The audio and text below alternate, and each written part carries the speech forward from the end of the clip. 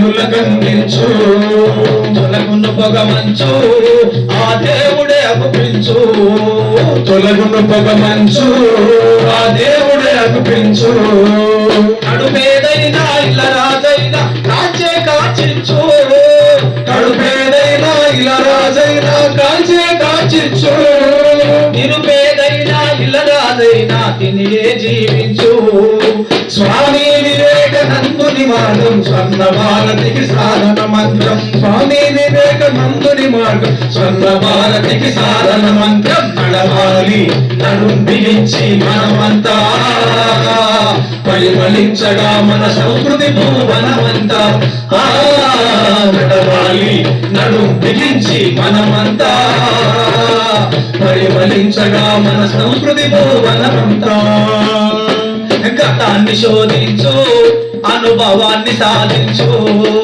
గతాన్ని శోధించు అనుభవాన్ని సాధించు నీ కవితను వీక్షించు ఒక లక్ష్యం గుర్తించు నీ కవితను వీక్షించు ఒక లక్ష్యం గుర్తించు వర్ధమానమున మనసును నిలిపి శరాన్ని సంధించు వర్ధమానమున మనసును నిలిపి శరాన్ని సంధించు మూడు కాలముల విలువలు తెలిసి విజయము సాధించు స్వామి వివేకానందుని మార్గం స్వర్ణ భారతికి సాధన మంత్రం స్వామి వివేకానందుని మార్గం స్వర్ణ భారతికి సాధన మంత్రం నడవాలి నడుం బిగించి మనమంతా పరిమళించగా మన సంస్కృతి భువనమంతా నడవాలి నడుం బిగించి మనమంతా పరిమళించగా మన సంస్కృతి భువనమంతా.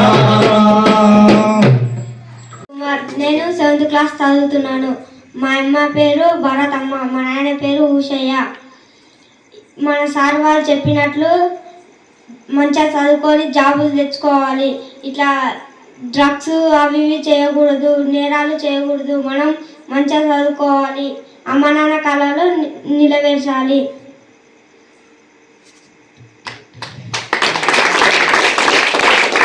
సాయంత్రం ముఖ్యంగా పోలీస్ డిపార్ట్మెంట్ వారికి ధన్యవాదాలు.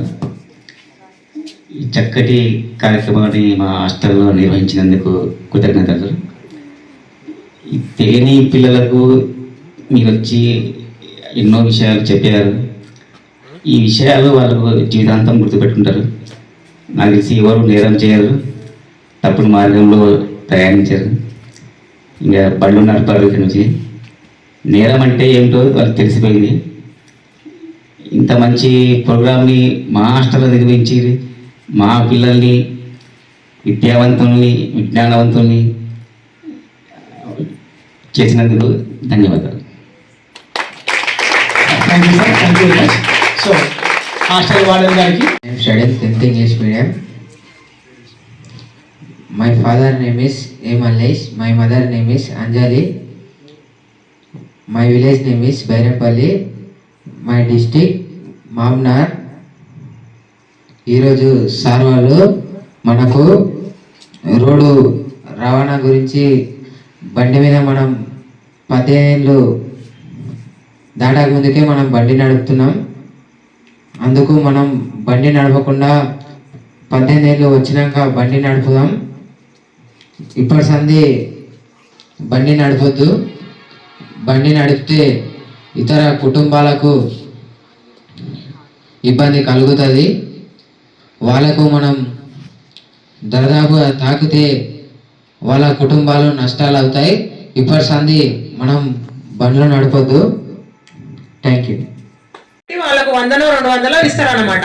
ఆ విధంగా మానవ అక్రమ రవాణా అనేది జరుగుతుంది. అందుకే మీరు ఇప్పుడు ఇక్కడ హాస్టల్ ఉన్నారు కాబట్టి మీకు ఎలాంటి ప్రాబ్లం లేదు. అయినా కూడా మీరు స్కూల్ కాడికి వెళ్ళాలి కాబట్టి వెళ్ళేటప్పుడు కానీ వచ్చేటప్పుడు కానీ ఎవరైనా మీకు తెలియని వాళ్ళు మా ఎంబడి రా, నేను బండి మీద తీసుకుపోయి వదిలిపెడతా అంటే మీరు ఏం చేయాలి, నమ్మకూడదు. ఏమి పరిచయం లేని వాళ్ళు ఏ విషయం చెప్పినా మీరు నమ్మకూడదు అన్నమాట. ఇలాంటి వాళ్ళని కిడ్నాప్ చేస్తారు గమనించి వాళ్ళు. ఇంకా మామూలుగా చిన్న పిల్లలని అంటే లేడీస్ని కూడా కిడ్నాప్ చేస్తారు అన్నమాట. మిమ్మల్ని కాదు, లేడీస్ని పిల్లల్ని కూడా కిడ్నాప్ చేస్తారు. కిడ్నాప్ చేసి ఏం చేస్తారంటే వాళ్ళని వేరే దేశంలో తీసుకుపోయి అమ్మేస్తారు. ఎక్కడ అమ్మేస్తారంటే వ్యభిచార గృహాలకు అమ్మేస్తారు. వ్యభిచార గృహాలకు అమ్మేసి ఇంకా వాళ్ళు అక్కడ నుండి రావాలన్నా కూడా తప్పించుకొని రాలేరు. అదొకటి. ఇంకా మామూలుగా యువతులు అంటే మామూలుగా పెద్దవారు చదువుకోకుండా కూలి పని చేసుకునే వాళ్ళు ఉంటారు కదా, అటువంటి వాళ్ళను కూడా వాళ్ళు ఆర్థిక పరిస్థితి బాగాలేదని వాళ్ళు గమనించి మీకు వేరే దేశంలో పని ఉంది, మీకు ఉపాధి కల్పిస్తామని చెప్పి మీకు అక్కడికి వెళ్తే ఎక్కువ డబ్బు వస్తుందని చెప్పి వాళ్ళని నమ్మిస్తారు. నమ్మించి ఇక్కడ నుండి వాళ్ళని తీసుకొని వెళ్తారు. తీసుకొని వెళ్ళిన తర్వాత అక్కడ వాళ్ళని ఏం చేస్తారంటే ఒకటే రూమ్లో పెట్టి బంధించేస్తారు. బంధించిన తర్వాత వీళ్ళేమనుకుంటారు, మమ్మల్ని పనికే కదా తీసుకొని వెళ్ళింది అని చెప్పి నమ్మి వాళ్ళు వెంబడి వెళ్తారు అనమాట.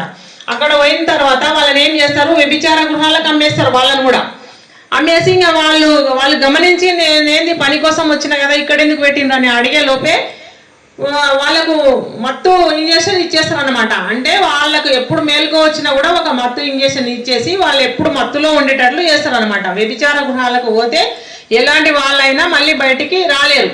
అందు గురించి వేరే దేశంలో పని ఉంది, మీకు అక్కడ ఎక్కువ జీతం వస్తుంది అని చెప్తే మీరు నమ్మి వెళ్ళకూడదు అనమాట. మామూలుగా యువకులు అంటే చదువుకున్న పిల్లలు. ఇప్పుడు మీకు కంప్యూటర్ నేర్పిస్తున్నారు కదా స్కూల్లో, ఇప్పుడు చిన్న క్లాస్ నుండే కంప్యూటర్ నేర్పిస్తారు. కంప్యూటర్ అవగాహన ఉన్న పిల్లలు, మామూలుగా బీటెక్ చేసిన పిల్లలు ఉంటారు కదా, వాళ్ళకి ఎట్లా అంటే 1 yearకు ప్యాకేజ్